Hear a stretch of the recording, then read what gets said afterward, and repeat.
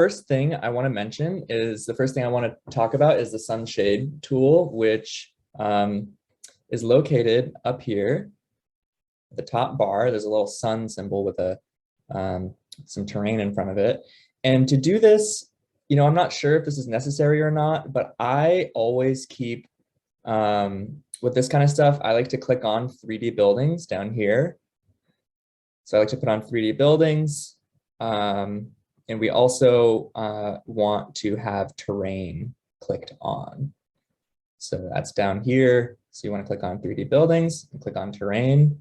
I spend a lot of time at Holdsworth Hall at UMass. So that's where I'm going to do this just for fun.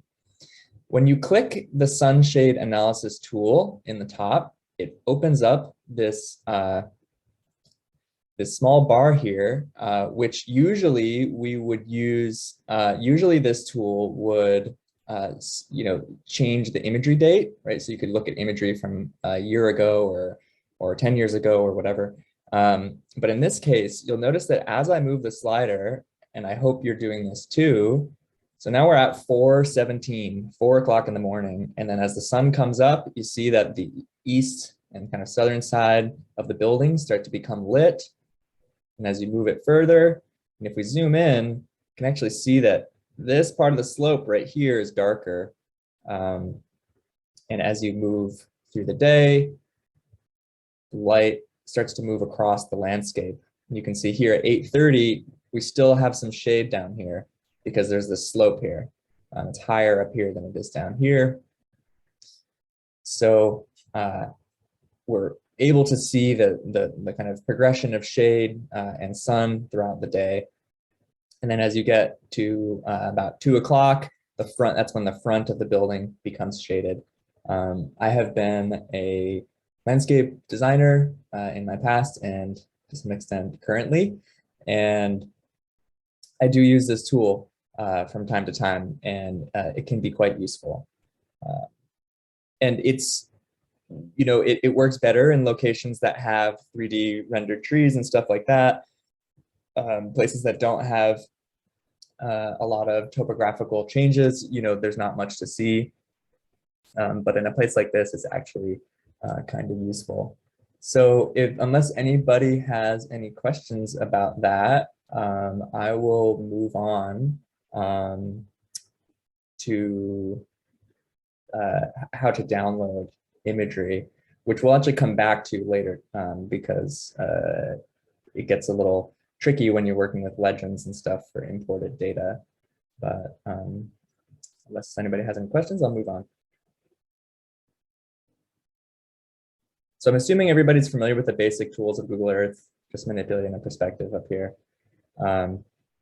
So I'm going to close out of the sun shade analysis. Oh, we have a question on the chat. How did I locate Holdsworth?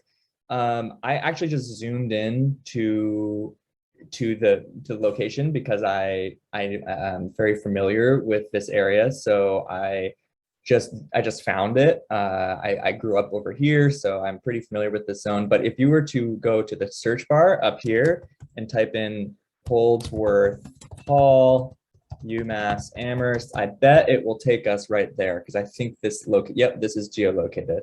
So if you search Holdsworth Hall at UMass, it should pop up. Okay. So I'm going to move and talk about downloading imagery for a moment. So my Zoom tools are in the way. So along this top bar, sorry, my Zoom tools are blocking. There is a small icon here that looks kind of like a page with a place mark in it. And if you click on that, it opens up this dialog box with a number of options. And so let's say I wanted to download this imagery of UMass for whatever reason. You can set the resolution here. I almost always set it to the max. It's rare that I don't want it to be the max resolution. And this is quite high resolution, so this is excellent.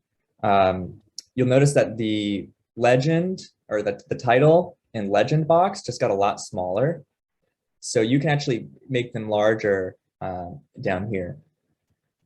So you can set whatever size you want. 1080 is a pretty common size to use because there are a lot of displays that are this size. It includes a scale bar, a north arrow, a legend, and a small title area where you can enter in the title.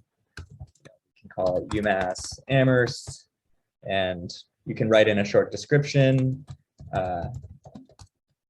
And you can also edit which map elements appear on the map. So let's say you don't want a legend, you can just unclick it and that will remove the legend. You can also remove the scale or these other items. And you can change the scaling for the items here to make them larger, and that will also increase the font size. So that's an important note, that if you just drag this box, it doesn't actually make the font larger, it just makes the box larger. But if you go into map options and scaling, it will make the font size larger, which is particularly useful if you are working in a map with this high resolution and you want to make sure that you're able to see the relevant map objects. You can also select a desaturation. This is not completely black and white. This is the grayscale option, this third option. I usually leave it in color, but then you can press save, and then you can just choose a location to save it to. We'll call it UMass Amherst, export, and then it should download the imagery and be available. You could also press this button as well. And when you're all set, you can just X out. And then we're back to our standard Google Map page. So unless anybody has any questions about downloading stuff, I think I'll leave it there for now. I'm going to come back to it at the end. I'll just give people a moment to work with that, and then we'll move on. So is there a way to choose which place markers or other things are on there, or is it just what's showing up in your layers? Yes. Okay. This is a good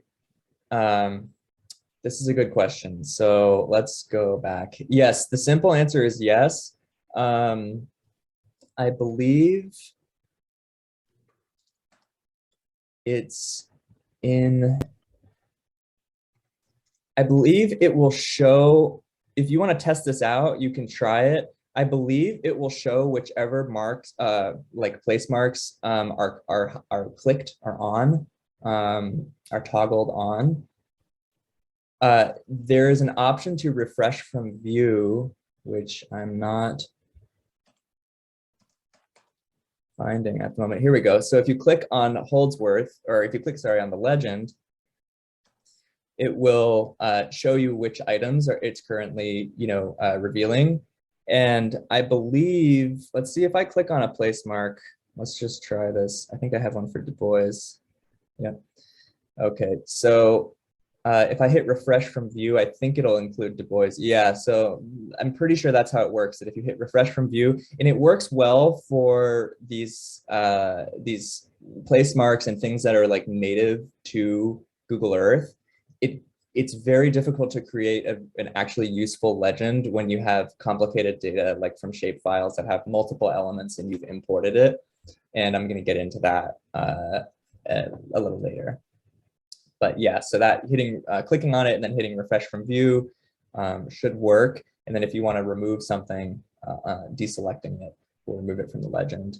And I believe that if you unclick, let's see, I bet if I go to refresh from view again, Holdsworth won't be included, right? Because Du Bois won't be included because I deselected it over here. Does that answer the question okay? Great, thank you. Okay, absolutely. Any other questions about downloading imagery? Okay, well, if you have any, just let me know. But for now, we will move on. So, excuse me. Yeah. What do you mean about downloading? The files you sent us or something else that we're downloading? Sorry, I had a little bit of trouble hearing you, but I think you said, what do I mean by downloading? Yeah. Well, I mean, creating this image, letting this image reside on your computer. So creating a file that exists on your computer. Here, I'll just do it real quick.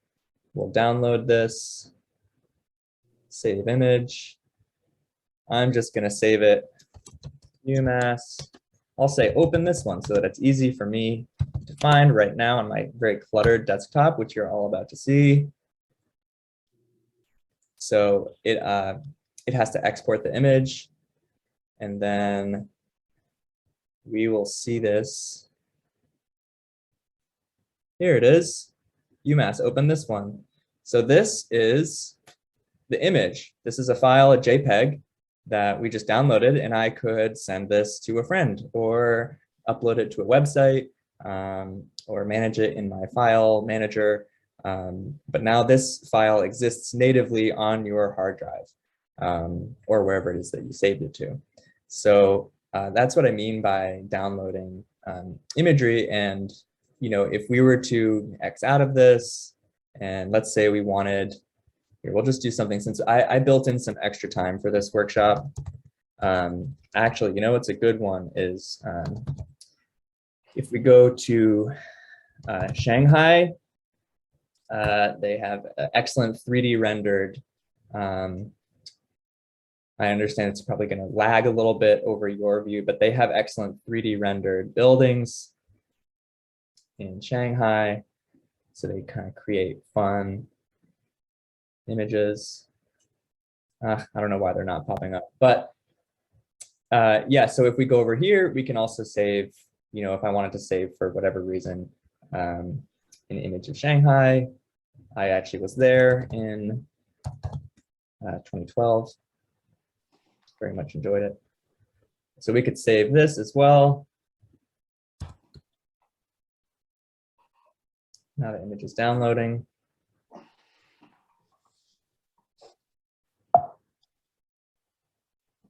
And then you'll see, since I saved this to my desktop, when it's ready, it will pop up right here. Yep, there it is. So that's just another image that we downloaded.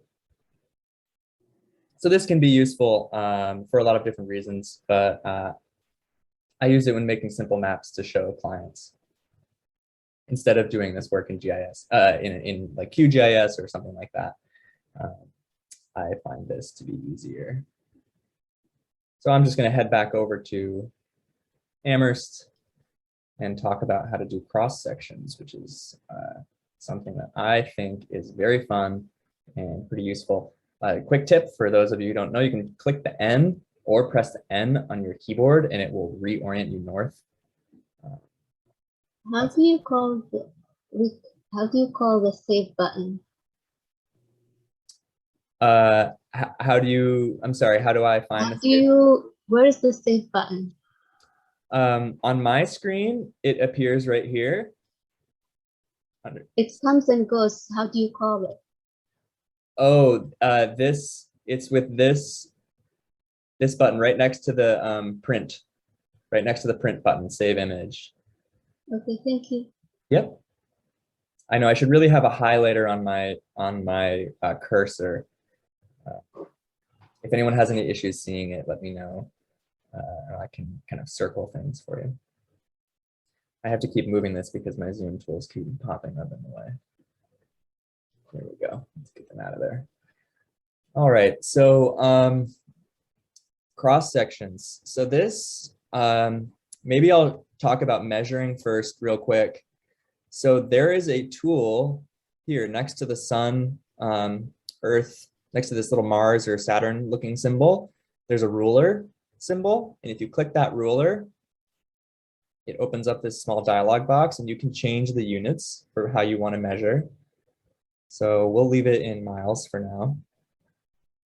And you can choose how you want to measure. So you could, if you create a polygon, then you can measure area, right? Same with circles, or you can measure circumference. So for now, we'll just leave it as a path. and I want to measure, let's say from here over from the Connecticut River to Du Bois. How far is that? Oh, it's roughly 3 miles. So that just takes simple measurements, and if you keep clicking, it will keep measuring. So I'm going to hit clear so I can start again. If you want to measure with a polygon, we can say, oh, how big, roughly is the UMass campus? We can click in all the corners. I know I'm not actually clicking all of UMass right now, but just for the sake of demonstration, oh, it's got areas in square meters right now. So let's say we wanted it to be in square miles. Oh, it's roughly 1 square mile. So this is a pretty useful tool. I have used this a lot. And there's another way to do this so that these paths or polygons or whatever don't disappear when you hit. I mean, you could hit save, and you could save this as a polygon. And you can change the styling, right? You could put in, if you wanted it to be a solid color, you could change that. Sorry, it's on the outline. If we click filled and outlined. Oh, what you're seeing here is the 3-dimensional terrain is coming through our layer, which if we did not have it unclamped to ground, that probably wouldn't happen, but I'll just leave it as it is for now. And then you can look at the different measurements in this, and this will save as a layer. It saved it as a temporary place. So when I quit Google Earth, it will ask me if I want to save this, and I'll hit yes. And then when I open up Google Earth the next time, it will still be right here. Actually, it will be out of temporary places and it'll be up somewhere saved in my places. And then we can click that off. But there are multiple ways to do this. Another way, and the way that I actually tend to do it more frequently, is to use the path and polygon tools. So up here, there's an add polygon option and there's an add path option. So let's say I want to know, now we already know how to measure things, and we can use this to measure as well. But let's say I want to know what UMass looks like, what the elevation of UMass looks like as a cross section. So what we can do, and it's an important note I should have mentioned earlier, is that you have to be drawing your lines and polygons, etc., with this box open. Once you click it, you won't have the option to, I believe you won't have the option to edit it, but I might be wrong about that. We can find out in a second. So I clicked path, which is indicated by new path up here. So we're just going to draw a line. So let's say from 116 up to, I think there's some dorms up here. I didn't do undergrad here, but let's just draw a path right there. And I almost always make things a very bright color. So in this case, we're just going to do red. Maybe we'll make it a little thicker. We'll make the line a little heavier weight so that we can see it from further away. Click it up to a 3-point. And you could add a transparency to it if you wanted to, but I'm not going to. So we'll leave the altitude as clamped to ground. You could have it be relative to seafloor. So the measurements that we're about to look at are going to be relative to the lowest point within our path. So I'll show you how to do that. We'll hit OK. We've created our cross section. And then we're going to find that layer down in our temporary places. We're going to right click it. So I'm going to say that again, right click the layer. And then you go to show elevation profile. And it's going to pop up a small box at the bottom of the screen. Now, because of the scale that we're on, it's exaggerated. There's probably nowhere on campus that's actually that steep. But it does give you a good indication of the kind of relative difference in height. Up here we're at 400 feet, and down here by the Mullen Center, we're down at 100 feet. So you can, or 170 feet. So you can get a sense of like how much higher certain places are, and the kind of relative, kind of topography of a space. I find this to be quite useful with clients when I'm talking about their landscape. And it can be useful to get a quick sense of a place, but keep in mind that it is exaggerated. Like if you were to go to, for example, Mount Warner, which is a very small mountain, it's right here. If we were to do the same thing again, Mount Warner, we'll just draw our path over Mount Warner. I used to live near here. Mount Warner is not a very steep mountain. It's more of a hill than anything else. But we'll press OK. Just trying to illustrate the extent of the exaggeration of the elevation, right? So that's what it says Mount Warner looks like. It's a, it's almost vertical, but Mount Warner is not that steep. But here down at this pond nearby it is indeed about 150 feet lower. So it does give a good relative sense. Okay, so I'm going to leave that there in case anybody else, if anybody has any questions, I'm happy to answer them.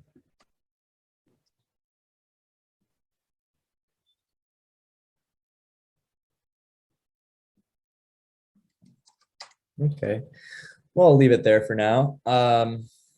So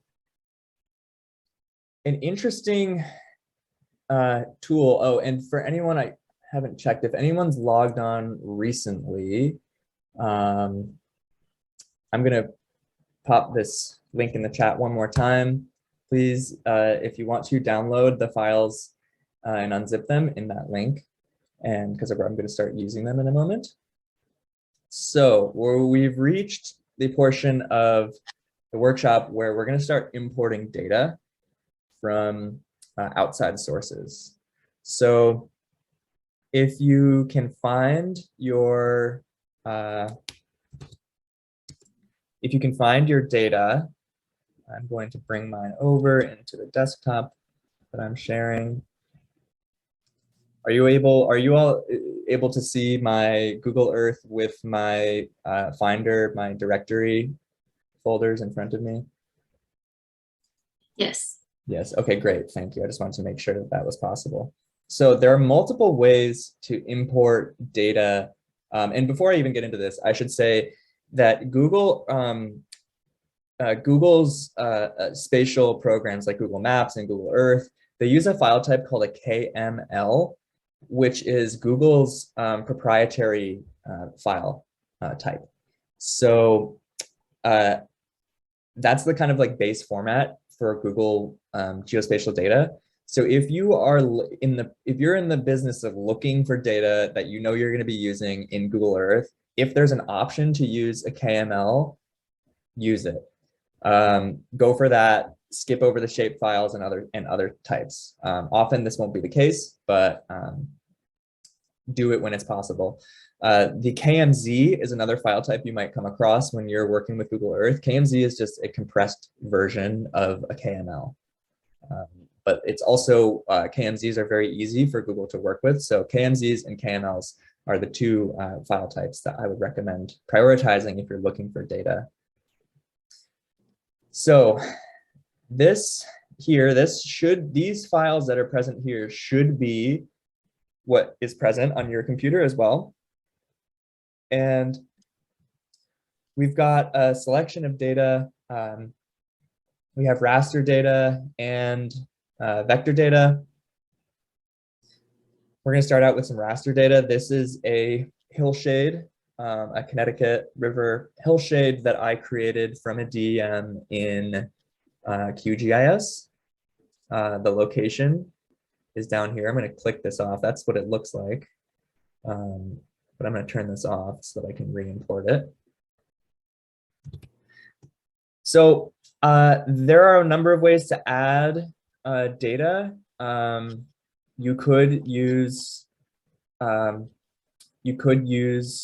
the search bar up here, but I like to drag and drop it because I think that's very easy. So I just grab it, I hover over my map, you'll see that small symbol will pop up, that small plus symbol, at least on mine, I have a Mac. Well, it says flying to location overlay, just wait. And it often will give you this message that the imported data or image is larger than the maximum size supported by the hardware. In this case, I select create super overlay. So it's going to ask you to save it somewhere. I'm just gonna save it to, heck, I'll just save it to my desktop. Ideally, you'd save this to wherever it is that you put your image, wherever you keep your GIS data, because it's going to create a whole bunch of smaller files. So ideally, this would go wherever it is that you keep your GIS data in your GIS directory, you'd keep it there, because it's going to create, you know, a number of smaller files. So once we have added our hillshade, we have a real sense of the topography. I was doing this because I was interested specifically in the Mill River. This is the town, this is Hatfield, this is the town I grew up in. But you can get a sense of the relief of the landscape here. So if it added it in temporary places.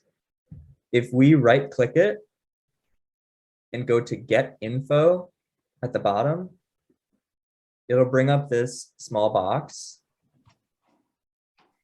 And in here, we could add links and images and stuff that when you clicked on this, that it would pop up and you could see them, but that's not why I brought this up. Oh, interesting. I brought it up so that I could add an opacity to it, but for some reason, I can't do that here. Well, let's do a little detective work. So I'm going to bring this in again, and I'm going to select a different option. Hopefully it doesn't crash my Google Earth. Last time, with this version of it,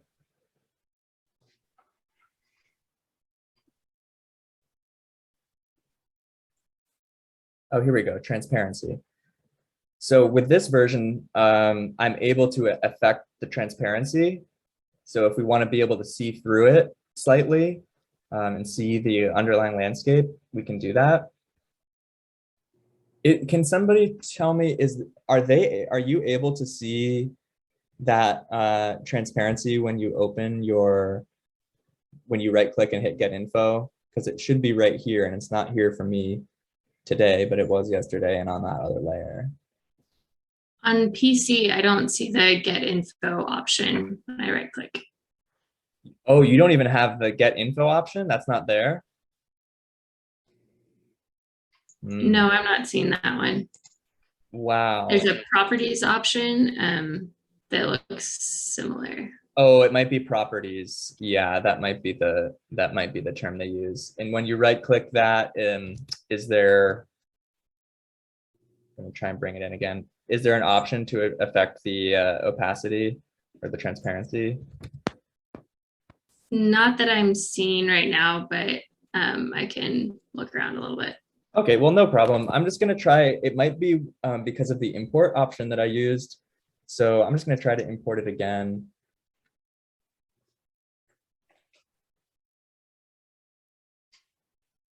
Just got to wait for it to do its thing. Depending on the size of the file that you use, sometimes this takes a long time. Like it says it's flying to location when you're already there, but that's just because what it's doing is importing the file. And if it's a large one, that can take some time. And this is a decent sized file, 14 megabytes. It's not huge, but not tiny. Well, this is taking a while, so I'm going to stop it. But I would suggest manipulating your import settings, because you should be able to change the transparency.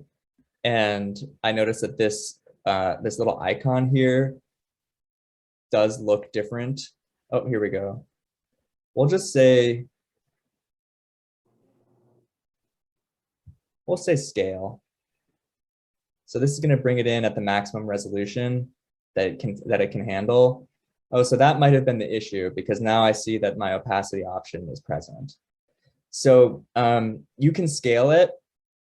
When you bring it in, you can select the option to scale, and that will allow you to adjust the opacity. It's probably lower resolution, but that's okay with me in this case. So that's how you bring in raster data. I mean, it's very simple, and it can support a pretty wide variety of raster data. I brought in a digital elevation model, which was not particularly useful in this case, but it was interesting to know that I could just bring in a DEM and that it could handle it. I mean, DEMs in their raw state visually don't give you a ton of information, but it is interesting to know that it's possible. So let's say we wanted to show people what the contours look like, right? We have some vector data. Let's see, I have a shape file here called 3-foot contours within the 3-foot contours folder. And if we drag and drop that, it will probably not be able to show us all of the contours. We'll find out once we bring it in. Yes, it contains more than 2,500 features. If you select import all, so what it's telling us right now is, hey, you just told me to take a file that has a ton of stuff in it, and I, Google Earth, don't have the processing power to handle it. So what do you want me to do? Do you want me to import only what's available to the current view? Do you want to import just the first 2,500? Like, let's just do a sample of it. Do you want to import all of it and risk the computer or the program lagging and potentially crashing? I'm going to say yes, actually, because I know that these are just lines. They're simple vector data. They're not super complicated. So I'm going to hit import all in this case, but sometimes you might want to scale it or change your import option. And it's going to ask you if you want to apply a style template to the feature you ingested. I always click yes. I hit create new template. Now we can see what the first, I think it only shows you the first 10, yeah, the first 10 cells in the attribute table. But set name field up here will just tell it how to call the layer when it appears over here, what it's called. So I'm going to hit no field, and then it will just call it what the original file type was, which is 3-foot contours. So I'm going to leave this blank. And then under color, because these are contour lines and I want to make sure that I can see them, I'm going to select red because that's a very bright color. We should be able to see it okay. And then as the height, we'll leave the clamped to ground. So then we'll hit OK, and it will probably ask us where are we going to save this style template, which is just a set of information saying, okay, we chose it to be red, clamped to ground, and all a single color, and it's going to save that. And in my file structure, Google Earth, the file that Google Earth, the folder that Google Earth exists in has a pre-made folder for style templates. So that's where I'd save them to, but you could save them anywhere in theory. Oh, see, I already did this the other night, so we're just going to replace that. Hit save, and then it always tilts when bringing in vector data. I don't know why this is, but it always tilts the camera, and then you'll see it brought it in here, but it's deselected. So you have to go click it, turn it on, and now we have our 3-foot. I actually forget if they're 3-foot or 2-foot contours, but you can tell that they're vector data because when I zoom in, we don't lose any resolution. Right, so these are our contours. For those of you who don't know, there's actually an incredible swimming spot right here down by where the Northampton rowing people put in their boats. Excellent swimming spot. Anyway, yes, and this looks about right. I've been here many times, and this looks like it's about, we got 3, 6, 9. Yeah, it's about 10 or 12 feet higher here up in what this part of Hadley right here is called the honey pot. Very, very, very good soil. So that's how you can bring in vector data. And I should say that when you're doing this, vector data, simple vector data like this works okay. More complicated vector data, like I tried to bring in a land use file and it had so many features and it was very, very difficult for me to symbolize it or get the colors in a way that was actually useful. So I would recommend mostly when you're doing this, using mostly simple data. So before I mentioned that we want to ideally use KMZ and KNL files, but we can use shape files, as you just saw. So if we go back into our file explorer or finder, if you're on a Mac, you'll notice that there's a data called parcels, KNL. So this is a data about parcels in Amherst that I downloaded from an Amherst town website. So if we drag and drop this,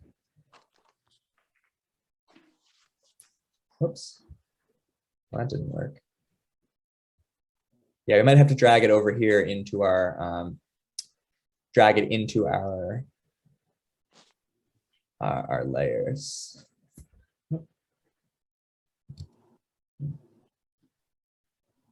Oh, that seemed to work. I don't know why it's being a little inconsistent, but I just dragged and dropped it into the main window. And then it comes in. This is, I believe this is how it was styled when I downloaded it. Like I didn't do anything to this data to make it red. But now we can see all of the parcels within Amherst. And it's projected properly. It looks like, you know, road, like parcels end right at roads like they should. So this is pretty useful. I actually used this very recently with a faculty member who was doing some work and needed to know where certain parcels were. I just showed them this map and made it available to them as a quick kind of reference guide. Okay, so unless I'm going to take a break here, does anybody have any questions about the importing shape files or the KNLs or the raster data?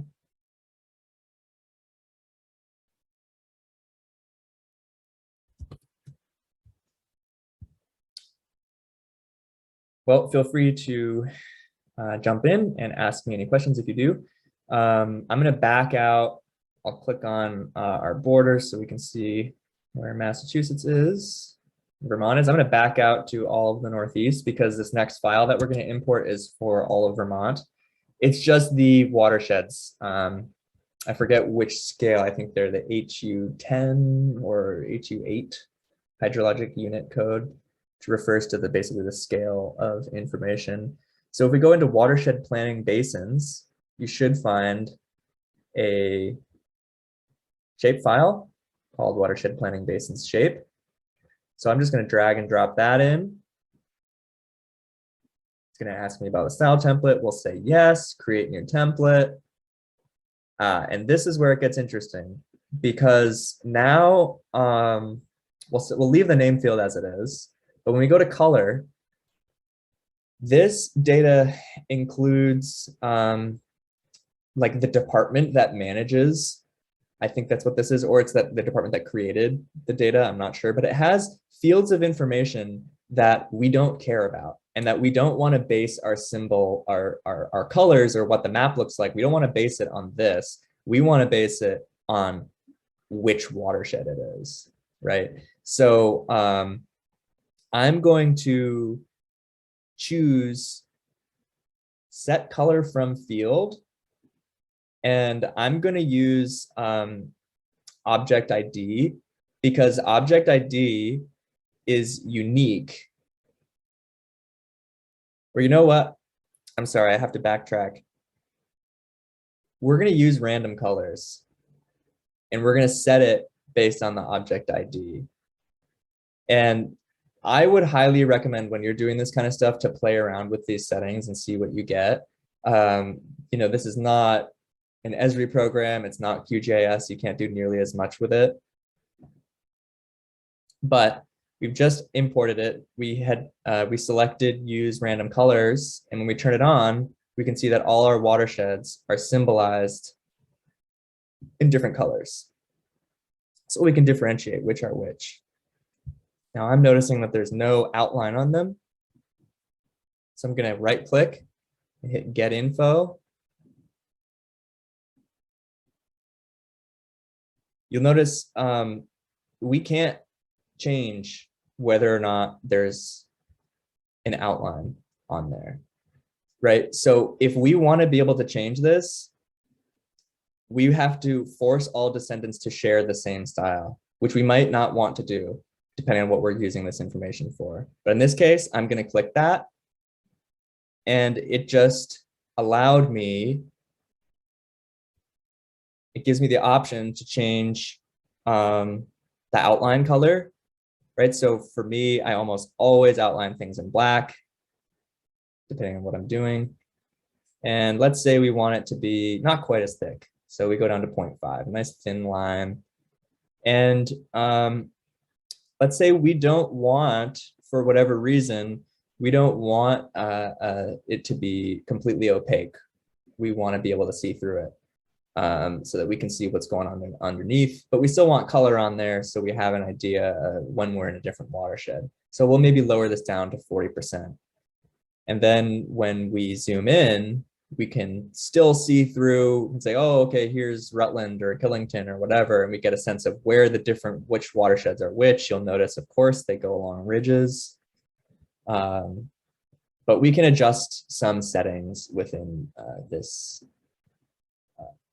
dialog box. So I'll click OK.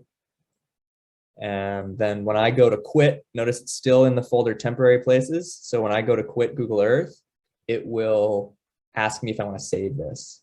And sure, I'll save it. That's kind of nice looking. Why not? Okay. So let's see, are there any other files we want to try to bring in? Oh, I should talk about the file converter. So something that's pretty convenient, and actually I have used to create GIS data before. I was in graduate school at the Conway School of Landscape Design in Northampton years ago, and I was doing a project about the Pecumtuck in South Deerfield. That's this small range right here. And I actually created a bunch of GIS data for a project I was working on. And the way I did it is, I believe I actually used Google Earth to do it. And what we can do is, let's say we want to, so the process that I'm describing right now is if you want to create a polygon or a path or a circle or some kind of shape,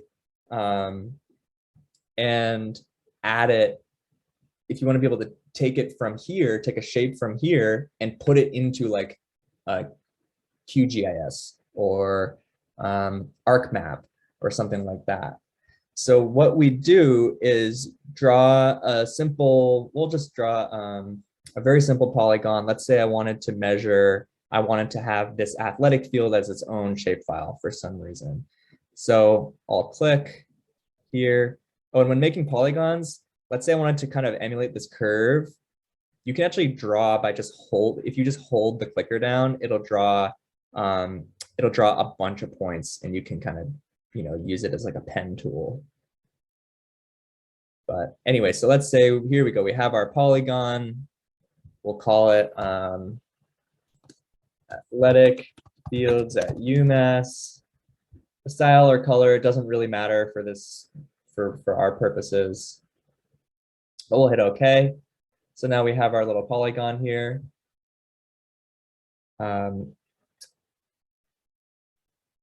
Should be able to go to save place as. Okay, so it's going to save it as a KMZ, right? So that's our compressed KML file. So we'll say, okay, let's save this to, I'm going to save this into my, the location where I keep all of my GIS data. And we'll put it in Amherst data, since it's in Amherst. And we'll save it right there. So let's go open up our Finder.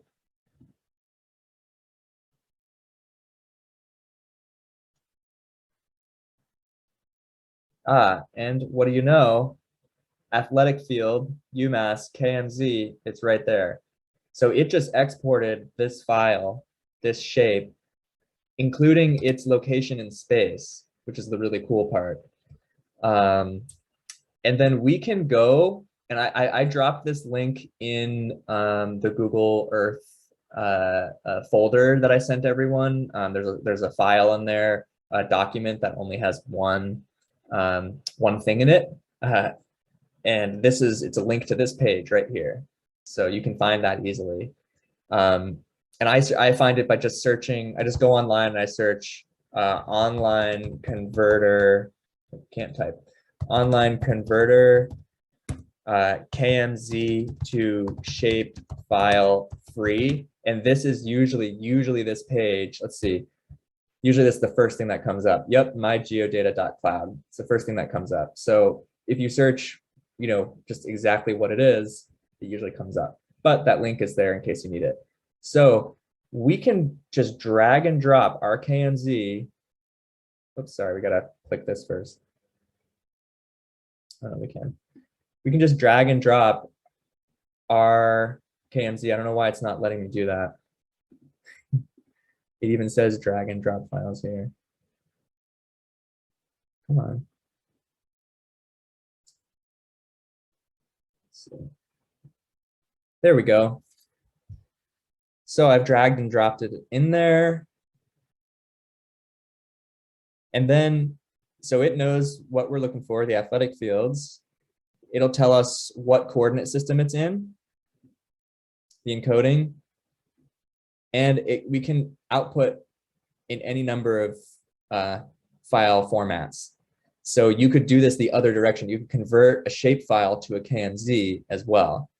But because shapefile is a very common file for us to want to use if we're going to, Esri or something like that.